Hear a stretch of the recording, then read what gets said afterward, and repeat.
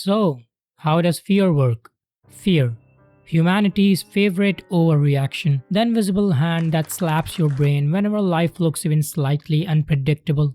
You're sitting there minding your own business, scrolling through your phone, when suddenly a floorboard creaks, your heart does parkour, your ancestors are screaming, and for the next 5 seconds, you are a gazelle in human clothing. That, in essence, is fear. The brain's version of a medieval alarm bell. Most of the time, it rings for good reason. Sometimes it just goes off because a leaf moved weirdly in the wind. But let's roll back a few 100,000 years. Back when fear actually made sense. You aren't scared of job interviews or unpaid bills. You are scared of things that had teeth. Fear was your biological antivirus. The evolutionary patch note that said, Run, bitch! you see, our ancestors didn't have Google, therapy, or indoor lighting. They had bushes that rustled, nights that whispered, and predators that didn't care about work life balance. Back then, fear kept you alive. If you were calm and rational while a lion was sprinting toward you, congratulations, you just became lunch. Fast forward to now, and that same ancient circuitry is still in charge. Only the lions have been replaced by PowerPoint presentations. Fear never evolved. The world did. You can thank a tiny almond-shaped structure in your brain called the amygdala for this. It's the drama queen of your nervous system, constantly scanning the world for danger, real or imagined. It reacts before you even know why. That's why you jump when someone says we need to talk, even though you're pretty sure you haven't committed tax fraud recently. When the amygdala hits the panic button, it launches the fight or flight response, or depending on your personality, the freeze and hope it goes away response. Adrenaline floods your veins, your heart rate spikes, your pupils widen, and suddenly you're ready to either throw a punch or compose an email apology at 3 a.m. The irony, your brain doesn't need actual danger to freak out.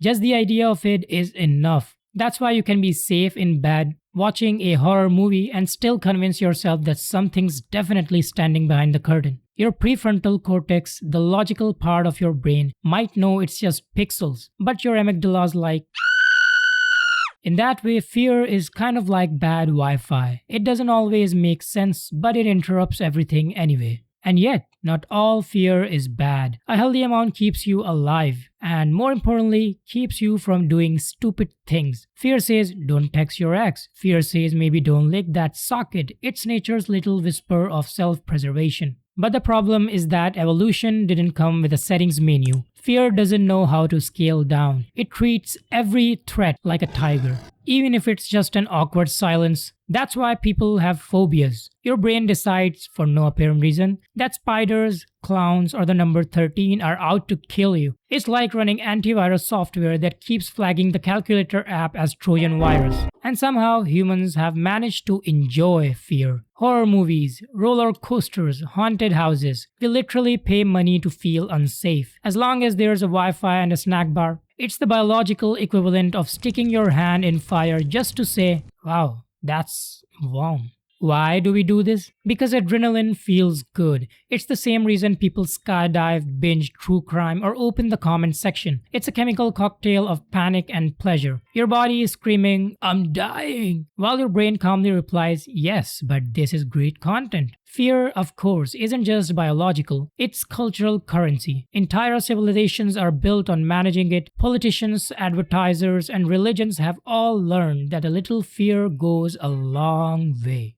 Vote for me or the world ends. Buy this product or you'll die alone. Believe this or else. It's the same primal circuitry just with better marketing. Fear makes people predictable. It keeps societies stable. Or depending on how you look at it, it keeps them controlled. But here's the twist. The same instinct that once saved us from extinction now quietly shapes our daily choices. We fear rejection, failure, embarrassment, the unknown. Basically things that can physically eat us but might hurt our ego. Our brains treat them with the same urgency as a tiger attack. We don't run for our lives anymore, we just scroll for distraction. And the real danger, fear doesn't just keep you safe, it keeps you still. It freezes you before the leap, it convinces you that safe is better than alive. But fear, at its core, isn't evil. It's just overprotective. like an anxious parent who's still convinced you'll get eaten by wolves if you go outside without a jacket. You can't delete it, you can only learn when it's right and when it's being ridiculous. Because the goal isn't to be fearless. That's not bravery, that's brain damage. True courage is feeling the fear, acknowledging it, and doing the thing anyway. Not because you're unafraid, but because you decided fear doesn't get to drive today.